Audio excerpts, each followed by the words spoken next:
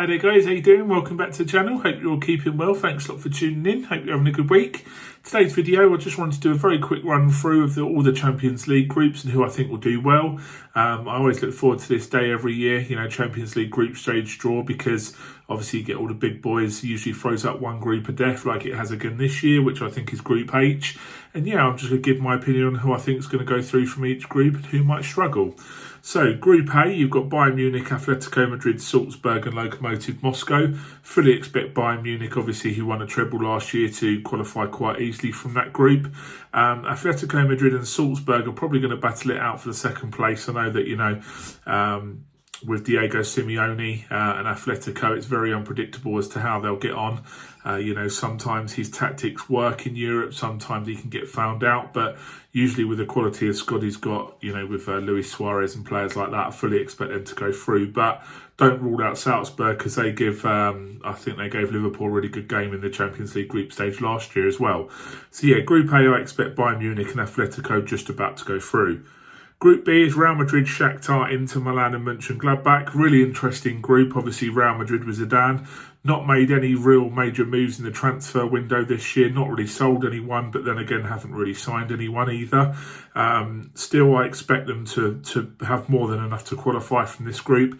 Shakhtar are always a tricky side. They've got plenty of Brazilian talent in their squad, but I think, looking at it, Inter Milan and Antonio Conte should have enough to get through that group. Obviously, they've got such a big squad now, full of quality with Eriksen and Lukaku and Hakimi, players like that. They should be fine. Keep an eye out for Gladbach, though. I think they could be the dark horses in that group. Obviously, they've got Alassane Playa, Marcus Thuram up front as well, two very, very handy players, and they could get a few goals here and there against the bigger teams.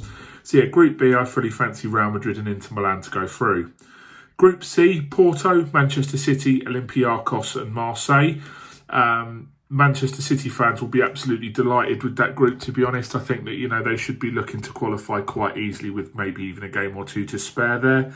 The other three groups in that, the other three teams in that group, Porto, Olympiacos and Marseille, you've got to say, they're all very, very evenly matched. I'd say that Marseille under Andre Villas-Boas, the ex-Tottenham and Chelsea boss, they could be dark horses in that group. They've got some very good young French players, did really well in Ligue 1 last year, and I fancy them to finish second, battling it out with Porto. So Group C, I fancy Manchester City and Marseille to qualify. Group D, really interesting group, this one actually. Liverpool, Ajax, Atalanta, and you'll have to excuse my pronunciation here. I think you say it as Midtjylland. The Danish minnows qualify for the first time for the Champions League. Fully expect Liverpool to qualify quite easily from this group as well, but Ajax and Atalanta are going to give them some really tricky games. I mean, Ajax, obviously, they've lost Donny van der Beek, Hakim Ziyech, Serginho Dest. They've lost some big players this year. So, they are weakened, but, with that philosophy, it's always going to be a tricky place to go to in Amsterdam with the football that they play. And with Atalanta, surprised everyone last year. Were very unlucky against PSG. I think it was in the quarterfinals. And they've got some brilliant players as well. So yeah, I fully expect them to give Liverpool a game. Expect Liverpool to go through as a group winners, and then the games between Ajax and Atalanta will obviously determine who will go through. Unfortunately, I think I don't know a lot about Midtjylland, but I can imagine them finish bottom. So if I was to have a prediction, Group D, I fancy Liverpool and Atalanta just over Ajax to qualify. Group E is Sevilla, Chelsea, Krasnodar and Stade Rennais. Very, very interesting group. Obviously, Chelsea should be very, very pleased with that, despite them not getting off to the best start this year after all the money they've spent on Havertz and Ziyech and Werner and all those guys. They should still get through this group. Sevilla, obviously, a very, very tough prospect. They're the reigning Europa League holders under, Julian Lopetegui. Very, very handy side despite losing Reguilon. I fully expect Sevilla and Chelsea to qualify from that group quite easy.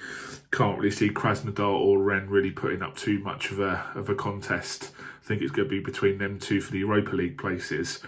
Group F, Zenit, Dortmund, Lazio and Club Brugge. Very, very close group, this one, in terms of quality. I would say all four of them teams are pretty evenly matched. I'd say Dortmund probably just about on top with Erling Haaland, and Sancho looks like he's going to stay now. fancy Dortmund to get through that group as group winners, and then it's going to be between Zenit and Lazio for the second place. But obviously Lazio haven't been in the Champions League for a very long time. I think they lost Ciro Immobile in the summer as well. So it'll be very interesting to see how they get on. But Group F, I expect Dortmund and Zenit just about to get through that group. Group G, very, very good group. Juventus, Barcelona, Dynamo Kiev, and the Hungarian side Ferencváros. Obviously, Juventus and Barcelona, in terms of quality and stature, should be miles ahead of them other two teams in that group. Obviously Messi versus Ronaldo, with Juventus against Barcelona. I'm very, very intrigued to see how Andrea Pirlo gets on in his first ever spell as Juventus manager. There's some job to go into with the players and the stature of that club.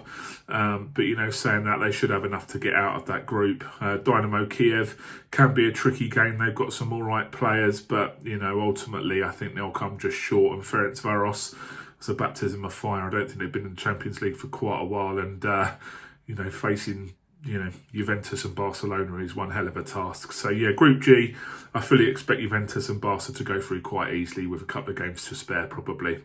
And finally, Group H, this is the one that I'm most looking forward to seeing, I think. Paris Saint-Germain, Manchester United, RB Leipzig and Istanbul Başakşehir. Obviously PSG, Champions League runners-up last year, did really well to get to the final.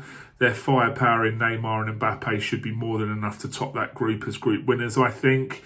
They haven't really signed, well, I don't think they've signed anyone this summer. They've got a strong enough squad as it is. Kept Neymar, kept Mbappe, which is more than enough to see you through the domestic competitions and to make a real dent in Europe again this year. It's going to be between Manchester United and Leipzig for the final, qualification position, I think. Man United, heading into this last week of the transfer window, haven't done much. Their squad is still in need of quite a big revamp. Forget about Sancho. I think they're in desperate need of a centre-half, which it doesn't look like they're going to get. I'm not sure myself, but yeah, I am predicting that Julian Nagelsmann and his RB Leipzig side, very, very handy side when they're on their game. I fully expect them to get through the group, to win one or maybe both of the Man United games and to qualify alongside PSG. So yeah, they're the groups. Obviously, let me know what you think. Let me know, who you think might even win it this year. I still fancy Bayern Munich to go very, very deep into this competition, given their squad size. Again, I can't really see past anyone other than them, and maybe Liverpool. Liverpool are a fantastic team. They're in an all right group. They're in a winnable group. So yeah, let me know what you think. Who will surprise? Who will disappoint? What players? What teams to look out for?